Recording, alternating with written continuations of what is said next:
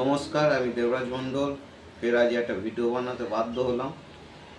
এক ভাই এসেছিল, আমি কাজের মধ্যে থাকি বলে কাজ সময় দিতে পারি না, ঠকে যাচ্ছে। আর মানে এই কলিযুগে কত সত্যের যে লোক হয় না, সত্যিবাদী, সে কত লড়বে, একা লড়ে পারা যায় না। এই জন্য বলছি, তান্ত্রিকদের কাছে ঠকতে যাবেন না।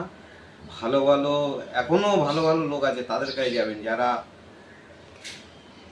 মনসা, কালী, শিবের আরাধনা করে প্রকৃত মানুষ, তাদের কাছে যাবেন। ভালো ভালো অনেক ভালো ভালো লোক আছে এখনো। এক ভদ্রলোক আছে, ওনার কাছে যাবেন, উনি তো পয়সা করেই নেয় না। সোনারপুর বাড়ি, শ্যামা খাপা ভদ্রলোক, ওনার কাছে যাবেন, অনেক উপকার পাবেন। ভালো ভালো লোক আছে, আরও অনেকেই আছে, যাবেন তাদের কাছে। এই ছেলেটার একটা কেস বলি, যে বহুত টাকা পয়সা নষ্ট করেছে।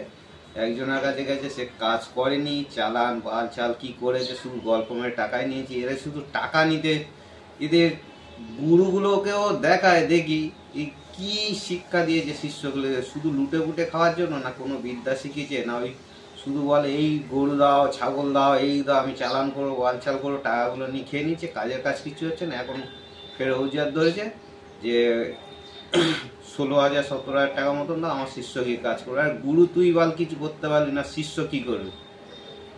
এইসব কথায় যাচ্ছি না। একটু আপনারা এদের এড়িয়ে থাকুন, ভালোভাবে তার বিষয়ে একটু ভাবনা চিন্তা করুন, লোকের কাছে জানুন, তবে তাদের কাছে যাবেন। আমি বেশি কিছু বলতে লড়তে রাজি না। এরা কি পুরো একদম যেরকম ওই শুয়োর দেখেছেন, শুয়োর আগে ইসি শুয়োরগুলো ছিল না, গোদগোদ করতে, এখন শেষ শুয়োর হয়ে গেছে। এদের মহিমা বোঝা বড় দায়। এমনভাবে বোঝাবে আপনাকে, মনে করেন এই সাচ্চা লোক আছে, কিন্তু না, সাচ্চা না, সব চিটিংবাজ, সব ভুয়া লোক। এই জন্য দেখে শুনে যাবেন। আরে ভাই, পয়সার এত ইনকাম আমরা গ্রামের দিকে দেখতাম। ছোট ছোট ছেলেরা বাবা মা জন্ম দিয়েছে, ছেড়ে দিয়েছে, কী করবে?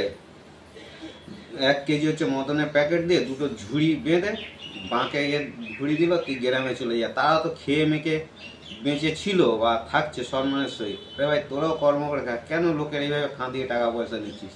যাক, এইটুকাই বলছি, আর বেশি কিছু বলবো না, কারণ নিজেরও বিবেকে লাগে, খারাপ লাগে। আজকে একটা এই সুবাদে একটা বিদ্রোহ দিয়ে দিই।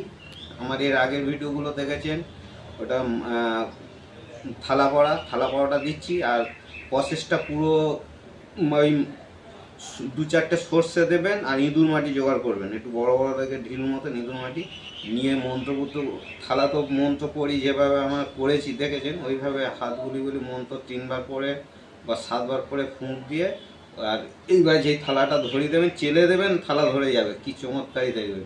তারপর ইঁদুর মাটি নিয়ে ওই থালার গায়ে মারবেন, এবার থালা পড়বেন। এইভাবে করতে থাকুন। নমস্কার। আর আমি লাস্টে দিয়ে দিচ্ছি মন্ত্রটা। ভালো থাকবেন সবাই, আর সবাইকে ভালো রাখবেন। আমার কথায় কেউ কষ্ট পাবেন না, যদি কষ্ট পেয়ে থাকেন ক্ষমা করে দেখবেন।